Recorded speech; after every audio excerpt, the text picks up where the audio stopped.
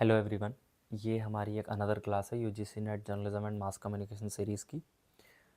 इससे पहले हमने मॉडल्स ऑफ कम्युनिकेशन की 4 क्लासेस करी हैं। Models of communication, linear models, interactive models and transactional models. उनको भी आप देख सकते हैं, क्योंकि अगर आप जर्नलिज्म से हैं तो वो बहुत ज़रूरी है देखना।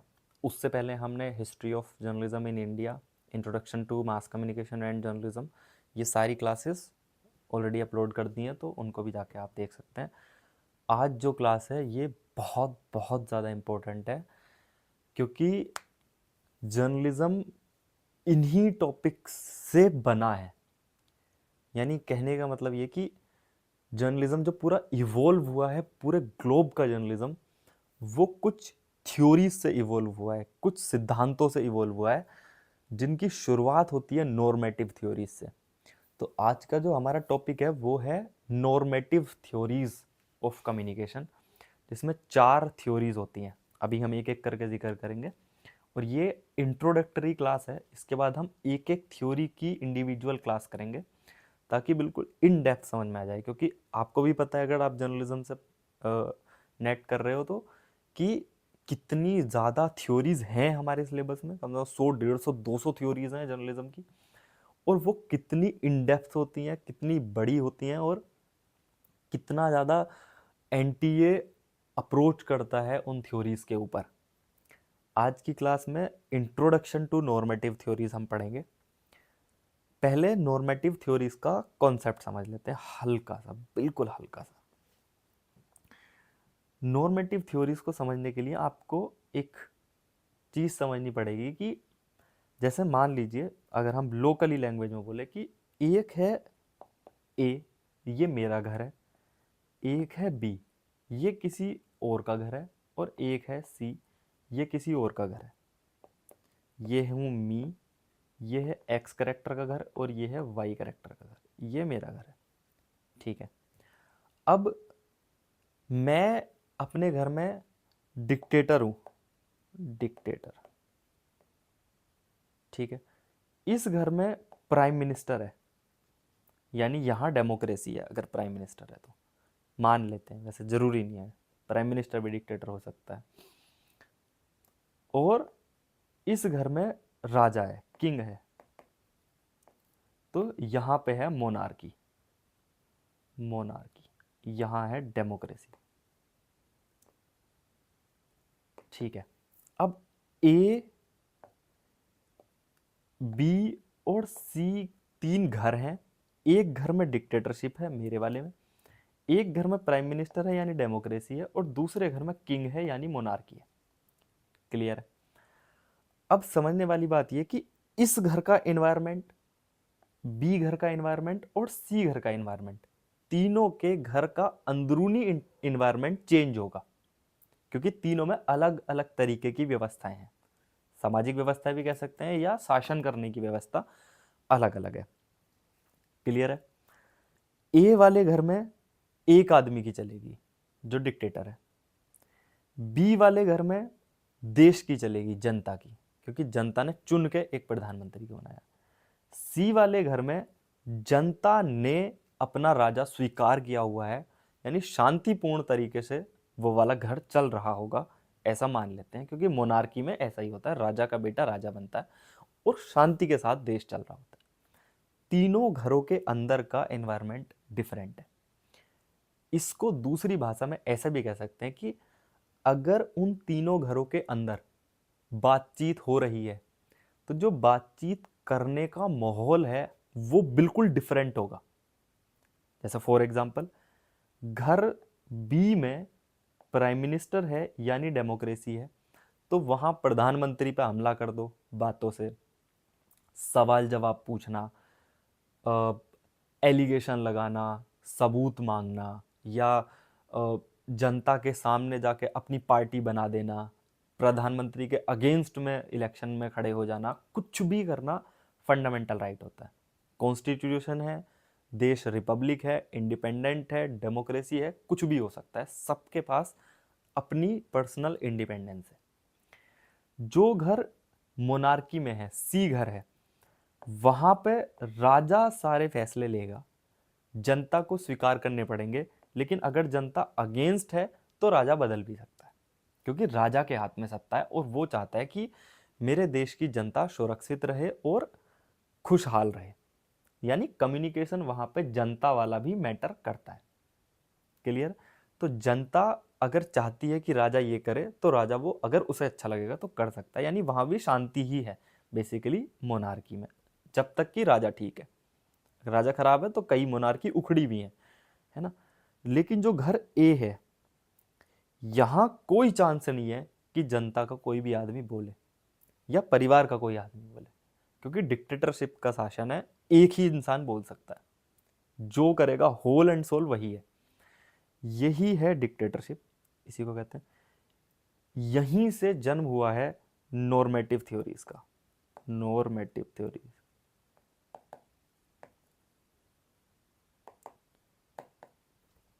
कैसे जन्म हुआ? यहीं से मान लीजिए कि किसी एक देश में ए बी सी डी, जब जर्नलिज्म का इंट्रोडक्शन हुआ दुनिया में, है ना, इंट्रो टू जर्नलिज्म, बेसिकली 15वीं या 16वीं शताब्दी में जब दुनिया में पत्रकारिता आई, जर्नलिज्म आया, तो जर्नलिज्म हर देश ने वैसे क्रिएट करा जैसे उस देश में सरकार चलती थी। अगर किसी देश में डिक्टेटरशिप है तो वहां की पत्रकारिता भी डिक्टेटरशिप के हिसाब से हुई। जहां डेमोक्रेसी है वहां की पत्रकारिता भी डेमोक्रेटिक तरीके से इवॉल्व हुई। जहां मोनार्की है वह मोनार्क के तरीके से इवॉल्व हुई। दुनिया में हर देश ने अपने जर्नलिज्म को अलग तरीके से डिफाइन किया। रशिया ने अलग तरीके से डिफाइन किया, जर्मनी ने अलग किया, अमेरिका ने अलग किया, इंडिया ने जब आज़ाद हुआ तो अलग तरीके से डिफाइन किया। ये जो डिफरेंट डेफिनेशंस हैं, ये जो डिफरेंट डेफिनेशंस हैं, यही है नॉर्मेटिव थ्योरीज। यानी नॉर्मेटिव थ्योरीज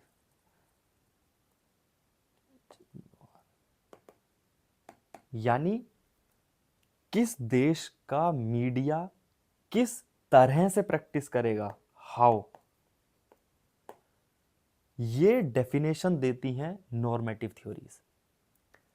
दुनिया के जितने भी डिफरेंट डिफरेंट देश हैं, उन देशों में जो मीडिया है वो कैसे रेगुलेट करेगा, क्या टर्म्स एंड कंडीशन होंगी, क्या रेगुलेटरी बॉडीज होंगी, क्या वर्किंग सिचुएशन होगी, कैसे काम करेगा, कितना काम करेगा, क्या टर्म्स एंड कंडीशंस होंगे, क्या रूल्स एंड रेगुलेशन होंगे, सब डिफरेंट होते हैं as per there rule and regulation जो उनके कॉन्स्टिट्यूशन में लिखे होते हैं। अगर डिक्टेटरशिप है तो मीडिया डिक्टेटरशिप के अंदर एक पपेट की तरह काम करेगा। डेमोक्रेसी है तो बिल्कुल लिबर्टी के साथ पूरी दुनिया में फ्रीडम के साथ काम करेगा। अगर रशिया में सोवियत शासन है या कम्युनिस्ट सरकार है तो वहाँ थ्योरी भी सोवियत कम्युनिस्ट थ्योरी चलेगी कि उनके तरीके से अगर काम हुआ तो हुआ, वरना मीडिया नहीं काम करेगा। तो जितने भी डिफरेंट देश हैं सबकी मीडिया थ्योरी अलग है। ये बिल्कुल समझिए, बिल्कुल बेस है नॉर्मेटिव थ्योरीज का, क्योंकि हम आज शुरू ही कर रहे हैं नॉर्मेटिव थ्योरीज को। तो आई होप इतना तो समझ में आ गया होगा कि नॉर्मेटिव थ्योरीज का जन्म कहाँ से हुआ, कैसे हुआ और नॉर्मेटिव थ्योरी का बेस क्या है उनको बनाने के लिए। जैसे कुछ एग्जांपल देख लेते हैं, कुछ पॉइंट देख लेते हैं नॉर्मेटिव थ्योरीज का कि क्या करती हैं नॉर्मेटिव थ्योरीज।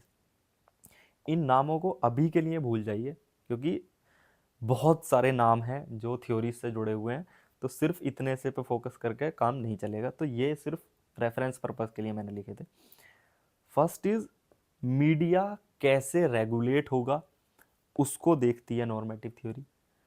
सोसाइटी को कैसे कवर करेगा, उसको देखती है नॉर्मेटिव थ्योरी, यानी मीडिया कैसे सोसाइटी को कवर करेगा उसको देखती है। सरकार को कैसे देखेगा, सरकार के सामने कैसे बात करेगा, कैसे उसकी इमेज को रखेगा, कैसे वो सरकार के अंडर काम करेगा, कैसे वो सरकार की चीज़ों को पब्लिक के सामने लेके आएगा, ये सब उस देश में लागू होने वाली जो नॉर्मेटिव थ्योरी है वही चीज़ डिसाइड करेगी। एथिक्स, क्या सिद्धांत होंगे मीडिया के किसी भी देश में, ये चीज़ नॉर्मेटिव थ्योरीज डिसाइड करती हैं। रिस्पॉन्सिबिलिटी यानी क्या दायित्व है मीडिया का उस देश के लिए, या उस देश में मीडिया किस दायित्व को निभा रहा है, ये चीज़ नॉर्मेटिव थ्योरी डिसाइड करती है। फ्रीडम, मीडिया कितना फ्री होगा किसी देश में।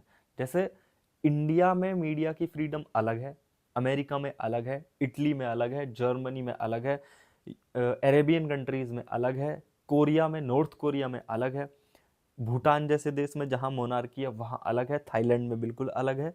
तो फ्रीडम मीडिया की डिपेंड करती है वहाँ की सरकार पे, या वहाँ का मीडिया क्या प्रैक्टिस करता है और कैसे प्रैक्टिस करता है मीडिया को।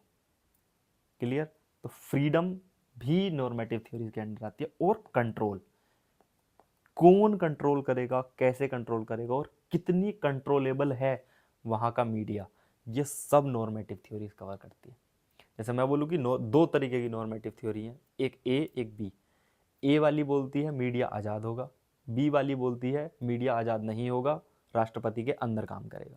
तो ये दो अलग अलग मीडिया थ्योरी हो गई जो दो अलग अलग देशों में लागू हो रही हैं, इसीलिए नॉर्मेटिव थ्योरीज बनाई गई हैं। तो ये कुछ फंक्शनिंग्स हैं मीडिया की, नॉर्मेटिव थ्योरीज की, कि नॉर्मेटिव थ्योरीज किस लिए बनी है।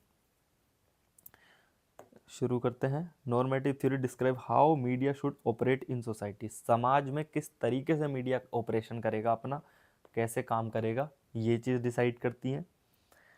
Explains ideal roles, responsibility and function of media, normative theory ये बताती हैं कि मीडिया का क्या रोल है, क्या रिस्पॉन्सिबिलिटी है और क्या फंक्शन ऑफ मीडिया। यहाँ से मैं एक वैसी एग्जांपल दे देता हूँ कि किसी भी देश का मीडिया अगर किसी भी टाइप ऑफ जर्नलिज्म को फॉलो कर रहा है, मान लीजिए जैसे हम कई बार अपने इंडिया में देखते हैं कि गोदी मीडिया एक वर्ड यूज़ कर देते हैं कि it's Indian media is the puppet of Modi government, it's a गोदी मीडिया। ऐसा नहीं होता कि मीडिया किसी का गोद लिया हुआ है या मीडिया गोदी मीडिया, ऐसा इम्पॉसिबल है। द प्रॉब्लम इज द, इस सब में जो रोल होता है वो होता है मीडिया प्रैक्टिस का, कि मीडिया क्या प्रैक्टिस करता है, मीडिया किस टाइप ऑफ जर्नलिज्म को प्रैक्टिस करता है। गोदी मीडिया इज अ वर्ड जो अगेंस्ट द मीडिया वाले लोग लेके आए, लेकिन आप मीडिया के अगेंस्ट नहीं जा सकते। इन दी एंड आपको पता वही है जो मीडिया ने बताया। अगर आप मीडिया को गोदी मीडिया बोल रहे हैं तो आपको कुछ ऐसा पता भी नहीं है जो मीडिया ने नहीं बताया, मीडिया ही बताएगा। दूसरी चीज, गोदी मीडिया का टैग दे देना एक गलत चीज होती है, क्योंकि अगर आपको ऐसा लग रहा है कि मीडिया गवर्नमेंट की तारीफ कर रहा है, गवर्नमेंट की तरफ है, तो वो एक डिफरेंट टाइप ऑफ जर्नलिज्म है। अगर आप जर्नलिज्म के इन डेप्थ में पढ़ के देखेंगे, it's a study of journalism, कि किस देश में किस तरीके का जर्नलिज्म फॉलो करा जा रहा है, वो उस देश में लागू होने वाली मीडिया की जो थ्योरी है, बेसिकली नॉर्मेटिव थ्योरी, वो डिसाइड करती है। तो किसी भी देश का मीडिया जब आप उस देश में जाकर देखेंगे तब पता चलेगा कि वो कौन सी नॉर्मेटिव थ्योरी को फॉलो करता है। ऐसे ही नहीं कोई देश के मीडिया को या गोदी मीडिया बोल दिया जाता, बहुत बड़ा तंत्र को ऑपरेट करता है मीडिया, छोटी मोटी चीज़ नहीं होती है कि बस बोल दिया कि मीडिया तो गोदी मीडिया, ऐसे नहीं होता।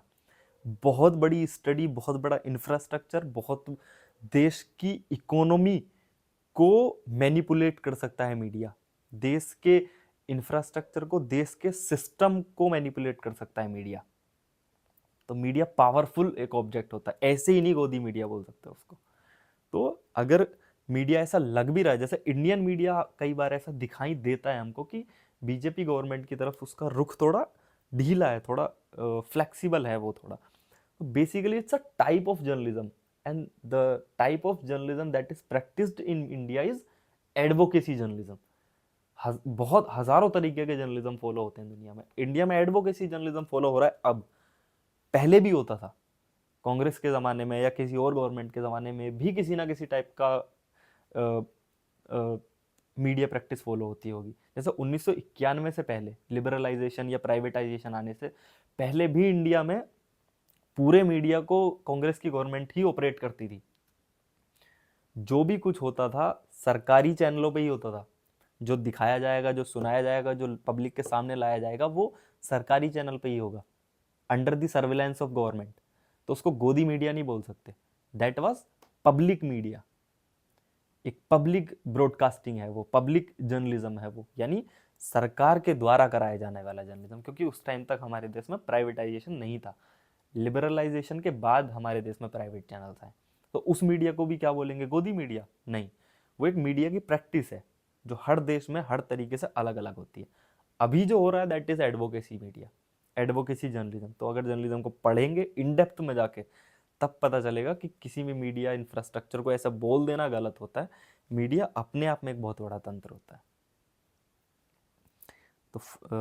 तो media focuses on relationship between media, government and society. Media का काम ही ये है कि समाज और सरकार के बीच में सामंजस्य बनाना, और ये जो नॉर्मेटिव थ्योरीज हैं ये काम करती हैं मीडिया, सरकार और समाज के बीच में सामंजस्य, कि मीडिया, सरकार और समाज के लोग शांति के साथ एक साथ कंफर्टेबली काम कर सकें, एक तंत्र की तरह काम कर सकें। तो ये एक मेजर काम होता है नॉर्मेटिव थ्योरीज का। Provide ethical and philosophical guidance to media functioning. वही वाली बात आ जाएगी यहाँ पे कि कौन से एथिक्स फॉलो करेगी, कौन सी फिलोसफिकल पर्सनैलिटी को फॉलो कर रही है मीडिया किसी भी पर्टिकुलर कंट्री में। क्लियर है? क्योंकि हर देश की फिलोसफी अलग होती है, हर कंपनी की फिलोसफी अलग होती है, हर जर्नलिस्ट की इंडिविजुअल फिलोसफी होती है। कोई बोल रहा है कि मैं एंटी गवर्नमेंट हूँ, कोई बोल रहा है मैं एंटी मोदी हूँ, कोई बोल रहा है कि मैं एंटी सोशलिस्ट हूँ। तो हर जर्नलिस्ट की अपनी आइडियोलॉजी है, फिलोसफी है। हर मीडिया चैनल के, जैसे कुछ चैनल को बोला जाता है ये एंटी इंडिया है, एंटी मोदी है सॉरी, कुछ को बोला जाता है ये एंटी गवर्नमेंट है, कुछ को बोला जाता है कि ये एंटी कांग्रेस है, कुछ को बोला जाता है ये दलाल मीडिया है, एकदम घुसे रहते हैं। कोई किसी में नहीं घुसा हुआ है, कोई किसी के अगेंस्ट नहीं है। हर किसी की एक फिलोसफी है, हर किसी की एक नॉर्मेटिव थ्योरी है जिस पर वो अमल कर रहे हैं, बस। बाकी किसी का कुछ नहीं है, ना कहीं से पैसा आ रहा है ना कहीं से पैसा जा रहा है। एक फिलोसफी है जिसको वो फॉलो कर रहे हैं, अब उसके अंडर काम करेंगे, वरना फिर चैनल चेंज करेंगे। क्लियर है? Basically media industry is a type of entertainment industry, लेकिन जो सीरियस काम करती है by following their own philosophy. कोई मीडिया गोदी मीडिया नहीं होता, कोई मीडिया अगेंस्ट मीडिया नहीं होता, सब एक साथ बैठ के चाय पीता। helps in evaluating media performance in democratic and authoritarian systems। आगे अथॉरिटेरियन वर्ड को हम पढ़ेंगे, अभी बस डेमोक्रेटिक को समझ लेते हैं कि अगर किसी देश में डेमोक्रेसी है, लोकतंत्र है, तो वहाँ की मीडिया परफॉर्मेंस को मॉनिटर करती है वहाँ की मीडिया थ्योरी, वहाँ की नॉर्मेटिव थ्योरी। ठीक है? Widely used in mass communication and journalism studies. वो तो जर्नलिस्ट लोग बनने से पहले पढ़ना ही पड़ता है मीडिया स्टडी, मीडिया की थ्योरीज। 20वीं शताब्दी में सबका जन्म हुआ है, बहुत सारे फिलोसफर्स ने दी है, मीडिया के स्टैंडर्ड्स को मेंटेन करके रखती है, एथिक्स बताती है, रेगुलेशंस बताती है, पब्लिक इंटरेस्ट में काम करती है, यानी कि समाज में जो लोग हैं समाज की तरफ झुकी हुई हो, सरकार को एक तरीके से कटघरे में खड़ा करे, पब्लिक इंटरेस्ट में काम करे, समाज की खुशहाली में काम करे। सोशल रिस्पॉन्सिबिलिटी सामाजिक दायित्व की तरह काम करती है कि खबर दिखाना, खबर छपाना, सच्चाई बताना, ये एक सोशल रिस्पॉन्सिबिलिटी है उनकी, समाज के अंदर रहने वाले एक अंग की तरह काम करते हैं। Define expected behaviour of media institutions. Normative theories ये डिफाइन करती हैं कि कौन सा मीडिया इंस्टीट्यूशन किस तरीके से काम करेगा। हर मीडिया इंस्टीट्यूशन की अलग नॉर्मेटिव थ्योरी हो सकती है, देश पर डिपेंड नहीं करता, इंस्टीट्यूशन पर डिपेंड कर सकता है। Establish moral and ethical standards of journalism. Journalism का जो एक स्टैंडर्ड होता है, जो गरिमा होती है, उसको बनाने का काम करती हैं मीडिया थ्योरी। तो किसी पत्रकार को दलाल पत्रकार बोलना ये अपने आप में एक गलत बात है, क्योंकि पत्रकार वही कर रहा है जो उसकी मीडिया थ्योरी या उसकी आइडियोलॉजी या फिलोसफी उसको करने के लिए बोल रही है। कोई पत्रकार बिका हुआ पत्रकार नहीं होता, और अगर होते हैं तो फिर सब होते हैं, थोड़े बहुत। जो अगेंस्ट में बोल रहा है वो भी बिका हुआ है, कोई कोई बचा हुआ नहीं है मीडिया इंडस्ट्री में। गाइड मीडिया लॉज, जो मीडिया के कानून होते हैं उनको बनाने में हेल्प करती है। रेगुलेशन एंड पॉलिसीज, किस तरीके के काम होंगे उस ऑर्गेनाइजेशन में, उनका काम करती है। Explain role media in democracy, ये हो चुका है। Theoretical framework for analysing media systems, media किस तरीके से काम करेगा, कैसे काम करेगा, उसका एक थ्योरेटिकल फ्रेमवर्क यानी लिखित में जो काम काज होता है उनका डॉक्यूमेंटेशन होता है, उसमें हेल्प करती है। Assist in comparing different global structures, दुनिया में कैसा जर्नलिज्म हो रहा है और हमारे यहाँ कैसा जर्नलिज्म हो रहा है, उसको असेस करने का काम करती है। बेसिकली उसका एनालिसिस करती है कि दुनिया कितनी फ्रीडम वाले मीडिया थ्योरी को फॉलो कर रही है और आप कहाँ पड़े हो। जैसे कहा जाता है कि वहाँ का मीडिया सख्त है और यहाँ का मीडिया बिकाऊ है, कहीं का सख्त नहीं है, कहीं का बिकाऊ नहीं है, सब एक फिलॉसफी पे काम कर रहे हैं। अब आते हैं थोड़े से नॉर्मेटिव थ्योरीज कौन कौन सी हैं। आज हम सिर्फ कौन कौन सी बात करेंगे, हर थ्योरी अलग अलग लेक्चर में ही कवर हो पाएगी। बेसिकली 4 मीडिया थ्योरीज होती हैं, authoritarian, libertarian, social responsibility theory और Soviet communist theory. Authoritarian, libertarian, social responsibility, Soviet communist theory. ये जो दो हैं, डेवलपमेंट मीडिया थ्योरी और डेमोक्रेटिक पार्टिसिपेंट मीडिया थ्योरी, ये दो नॉर्मेटिव थ्योरीज बाद में ऐड हुई हैं। बेसिकली बोला यही जाता है कि 4 नॉर्मेटिव थ्योरीज होती हैं, डेवलपमेंट मीडिया थ्योरी और डेमोक्रेटिक पार्टिसिपेंट मीडिया थ्योरी, ये बाद में ऐड हुई हैं नॉर्मेटिव थ्योरीज में। तो फिलहाल जो फैक्ट है वो ये है कि 4 टाइप की मीडिया थ्योरीज होती हैं, यानी दुनिया के इतिहास में 4 तरीके का जर्नलिज्म फॉलो किया जाता है। तो और थोड़ा सा जाते हैं, एक है अथॉरिटेरियन, एक है libertarian, social responsibility theory, Soviet communist theory, और later expansion include development media theory and democratic participant theory. Each theory explain media freedom and control differently. ये अलग की बात है। एक फैक्ट जो इस वीडियो में आप याद रख सकते हैं, जो क्योंकि जब इतना हो ही गया है तो ज़रूर जिक्र हो जाना चाहिए, 2-2 थ्योरी के ग्रुप बना लीजिए अगर याद करनी है, क्योंकि नहीं याद होती थ्योरीज, बहुत टफ है इतनी। एक तो ये अपने आप में टफ है, ऊपर से कंफ्यूजिंग है कि कौन सी थ्योरी में क्या बवाल है। लेकिन मैंने थोड़ा सा क्रैक निकालने का कोशिश किया था कि 4 थ्योरी हैं, 2 तो अभी छोड़ ही दीजिए जो बाद में ऐड हुई है, डेवलपमेंट मीडिया थ्योरी और डेमोक्रेटिक पार्टिसिपेंट थ्योरी। ये जो 4 हैं, ये वाली, इनको 2-2 के ग्रुप में बांट दीजिए। एक ऑथोरिटेरियन को डाल दीजिए सोवियत कम्युनिस्ट के साथ, इनका ग्रुप है। लिबर्टेरियन को डाल दीजिए सोशल रिस्पॉन्सिबिलिटी के साथ, इनका ग्रुप है। Group 1, group 2। फिलहाल के लिए ऐसे याद कर लिए, ऑथोरिटेरियन को सोवियत कम्युनिस्ट के साथ डाल दीजिए, लिबर्टेरियन को सोशल कम्युनिस्ट के साथ डाल दीजिए। तो ये 2 ग्रुप में डिवाइड होगी। अब ये 2 ग्रुप में क्यों डिवाइड करी है, अगर मैं फिलहाल की बात करूं, क्योंकि इस लेक्चर में हम किसी भी इंडिविजुअल थ्योरी को नहीं पढ़ रहे हैं, क्योंकि वो बहुत लंबी है, एक घंटा एक थ्योरी खाएगी। ऑथोरिटेरियन थ्योरी और सोवियत कम्युनिस्ट थ्योरी की विचारधारा एक सी तो नहीं कह सकते, लेकिन लगभग एक सी है, क्योंकि दोनों ही मीडिया फ्रीडम के अगेंस्ट हैं। किसी देश का मीडिया पूरी तरीके से आजाद होना चाहिए, उसके अगेंस्ट हैं ये दोनों थ्योरी, ऑथोरिटेरियन भी, सोवियत कम्युनिस्ट भी। ऑथोरिटेरियन कहती है कि उस देश के जो मीडिया है उस पे जो सरकार है, जो गवर्नमेंट है, उसकी अथॉरिटी होती है, तभी इसका नाम ऑथोरिटेरियन है। अथॉरिटी होती है, वो वर्क करती है as a puppet of government, जो ऑथोरिटेरियन थ्योरी कहती है कि मीडिया किसी भी देश में जो सरकार है उसका पपेट होती है, उसके अंडर में काम करेगी। सोवियत कम्युनिस्ट थ्योरी का जन्म ही हुआ है रशिया से, जहां आज भी कम्युनिज्म है, पहले भी कम्युनिज्म था।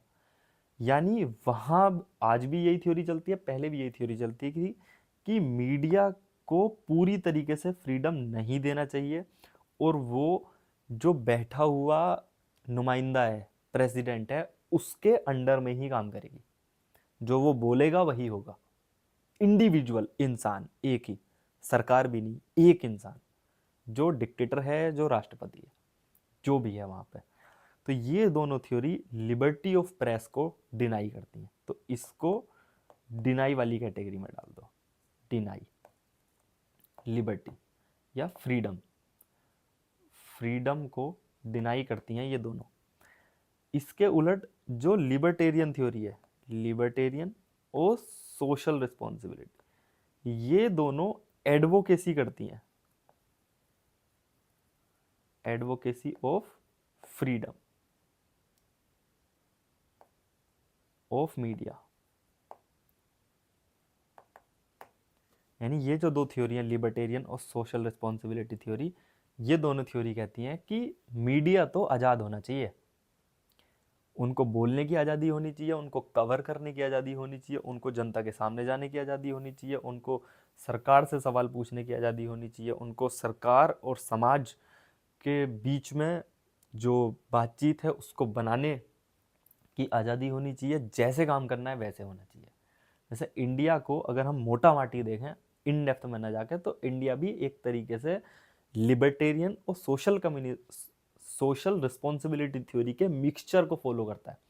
सामाजिक दायित्व को भी निभाता है आज़ादी के साथ, लिबर्टी के साथ। अब वो लिबर्टी कैसी है उसकी डेफिनेशन हम आगे चल के देखेंगे। इंडिया में आज भी किसी से सवाल जवाब पूछने पर कोई रोक नहीं है। आपके अंदर गट्स होने चाहिए कि इससे सवाल पूछना है, किसी ने कोई नहीं रोका है। अगर आपको लगता है इंडियन मीडिया अच्छे से काम नहीं करता है, आप अपना मोबाइल फ़ोन उठाओ, माइक उठाओ और जाके पूछ लो। संवैधानिक रूप से सवाल पूछने का अधिकार भारत सरकार के संविधान ने आर्टिकल 19(1)(a) में दिया हुआ है। तो अगर मीडिया पे भरोसा नहीं है, या मीडिया ऐसा लगता है कि मीडिया कोशिश नहीं करता, मीडिया वो नहीं कर रहा जो करना चाहिए, तो आप कर लो, है ना। तो इंडियन मीडिया लिबर्टी और सोशल रिस्पॉन्सिबिलिटी थ्योरी को फॉलो करता है एज अ मिक्स्ड। समाज के लोगों को वही चीज़ें दिखाता है और बताता है जो समाज के लोगों के लिए ज़रूरी और जानने वाली होती है। और लिबर्टी मतलब फ्रीडम के साथ दिखाता है, कोई रोक टोक नहीं है। लेकिन वो क्या दिखाता है, कब दिखाता है और कैसे दिखाता है, वो एक डिफरेंट मैटर है। उस पर हम क्वेश्चन मार्क लगाएंगे और उसका हम जिक्र भी करेंगे कि ऐसा क्यों होता है, जब इन थ्योरीज को इन डेप्थ में पढ़ेंगे और इंडियन मीडिया का एनालिसिस करेंगे। फिलहाल के लिए इस लेक्चर में इतना ही है। 4 थ्योरीज होती हैं: ऑथोरिटेरियन, लिबर्टेरियन, सोवियत कम्युनिस्ट और सोशल रिस्पॉन्सिबिलिटी थ्योरी। ऑथोरिटेरियन और सोवियत कम्युनिस्ट ये दोनों डिनाई करती हैं मीडिया फ्रीडम को। लिबर्टेरियन और सोशल रिस्पॉन्सिबिलिटी ये एडवोकेसी करती हैं मीडिया फ्रीडम की। बाकी मीडिया के रोल्स, फंक्शनिंग, नॉर्मेटिव थ्योरीज क्यों बनाई गई, कैसे बनाई गई, क्या काम है, ये चीज़ हमने ऊपर जिक्र कर लिया। आई होप आपको नॉर्मेटिव थ्योरीज का जो बेस है वो समझ में आया होगा और क्लियर हो गया होगा, ऐसा मुझे उम्मीद है अपने ऊपर। तो मिलते हैं अगली वीडियो में, ऑथोरिटेरियन थ्योरी को पूरा इन डेप्थ एनालिसिस करके पढ़ेंगे। और मॉडल्स ऑफ कम्युनिकेशन की क्लास अगर आपने नहीं देखी है तो आप जाके देख सकते हैं, लिंक डिस्क्रिप्शन में भी है, चैनल पे प्लेलिस्ट भी है। Thank you so much.